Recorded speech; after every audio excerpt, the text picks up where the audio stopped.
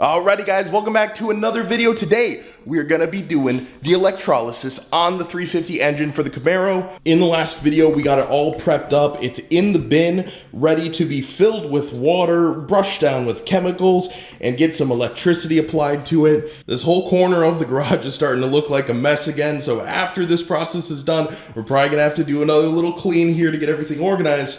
But let me show you the steps of what we're gonna do today. So first off, we have everything removed from the engine. All of the plugs, all of the brass, everything that is not iron is now out of the engine. It's sitting in a giant bin, very heavy duty big bin here that we're gonna fill with water. Once that bin is filled with water, we're gonna dump in some laundry booster washing soda from Arm & Hammer. That's gonna give the electricity a nice way to go through the water and connect to our electrodes. Now, speaking of electrodes, we have this big piece of rebar, and that is going to serve as our anode for the reaction. So what we're gonna do, we're gonna clamp the negative terminal to the actual engine block itself. We're gonna clamp the positive terminal to the rebar, and then it's gonna do a nice reaction, pull all the rust, all the old paint, all the nasty stuff off the engine block. And our powerhouse for this whole thing is this old school 10 amp dual rate battery charger. This thing I had to buy off eBay because they don't sell anything like it anymore. Well, there's no fail safes to this, which means it's not very safe whatsoever to use for anything besides this,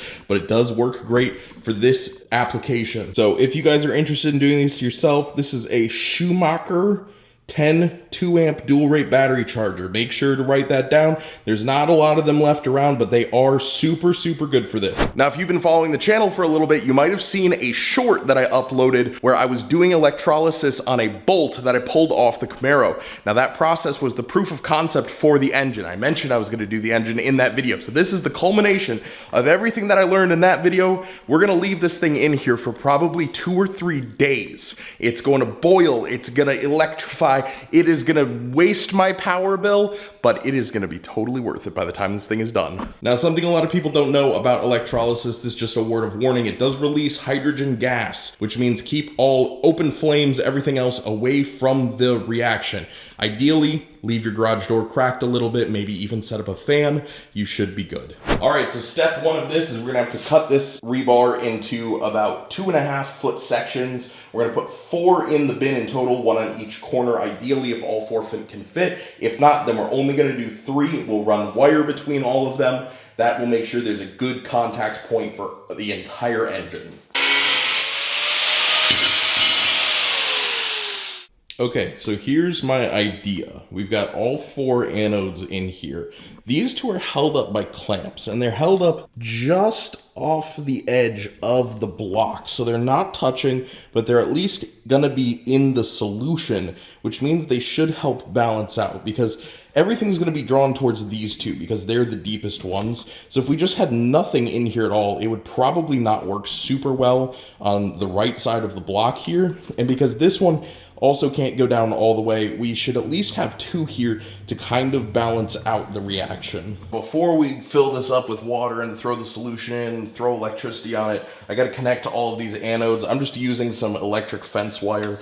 I found that this stuff actually works really good. It gives me a nice contact all the way around. We just wrap it a couple times, move it over, wrap it a couple times, move it over, so forth, and it gets a good connection across all of them.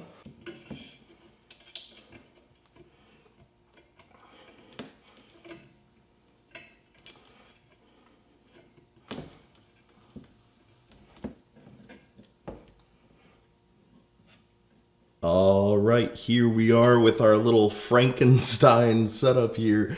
This is scary to say the least, but done right, this will work very fine.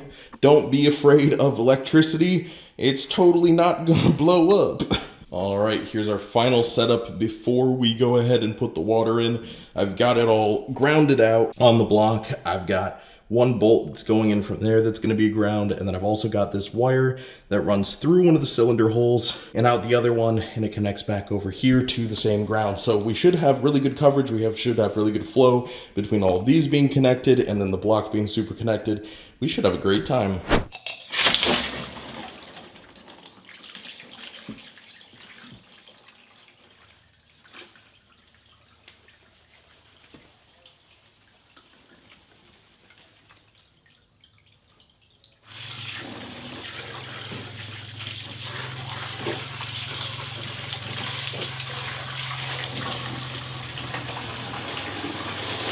I think we might actually add just a tad more of the washing soda, just so it can properly dissolve in. So here's our final setup before we turn it on. We've got the negative here, we got the positive here, we got all this washing soda in here. It's not really dissolving in as well as I would want it to. It is spilling all over my feet though. In 3, a 2, a 1. All right, if it's working, we should see almost immediate bubbling from the anodes, which we are. All 4 of them are bubbling.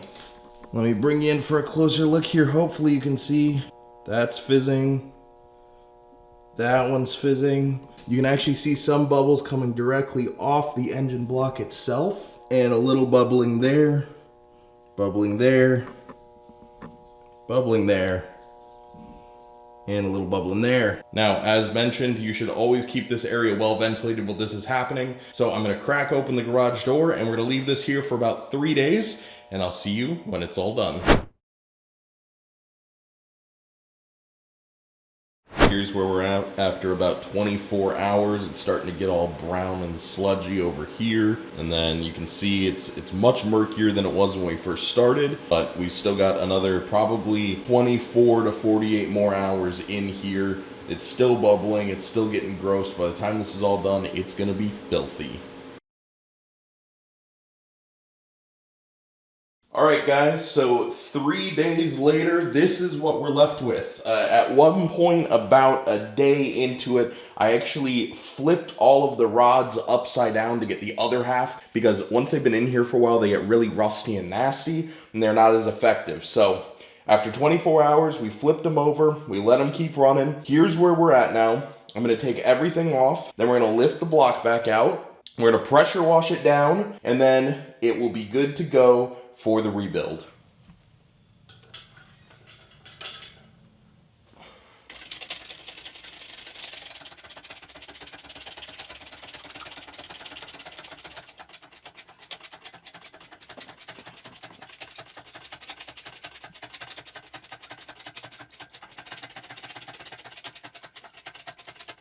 Here's our first look at the engine block after the electrolysis process is complete. Still a little bit of grease over here, but it is just falling off. This is gonna be so much easier to clean the rest of it off. We're gonna do a little pressure washing, and hopefully all of this little remaining gunk will come off of it. There's a little paint there, but overall, this looks pretty dang good.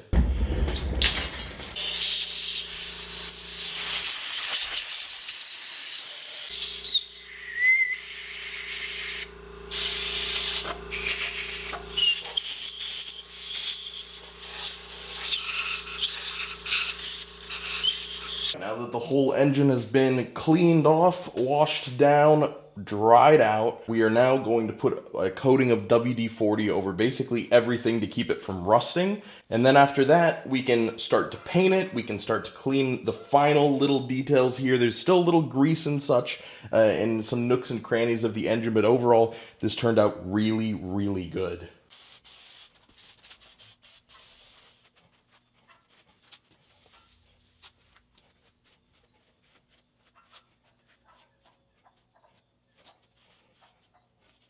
And these are the final results of the electrolysis. Nice and shiny on a lot of the machine surfaces here, just from the initial bath. No cleaning whatsoever other than water and degreaser afterwards, but no brushing, no scrubbing, nothing yet. Here's the end over here, looking really good. And then even over here where we had a bunch of that grease in the corners, that's all come off, which means that this thing is almost ready. All right, guys, that's it. That's the full electrolysis process on the engine block. We got it nice and cleaned up. It is looking gorgeous. We have a great platform to continue this build. Almost all the parts have arrived, and I just need to clean this table up a little bit to prep for rebuilding the engine, because I want to be able to lay everything out and just go step by step through all of the different pieces. But that's going to be the end of today's video, so thank you so much if you watched all the way through to this point. I appreciate you sticking with me through this process. If you end up doing this at home, send me your results. builds. I'd love to see what you guys do. I have a Twitter account down below and an Instagram and all the other fun stuff. So go check out those, and I'll see you guys in the next episode.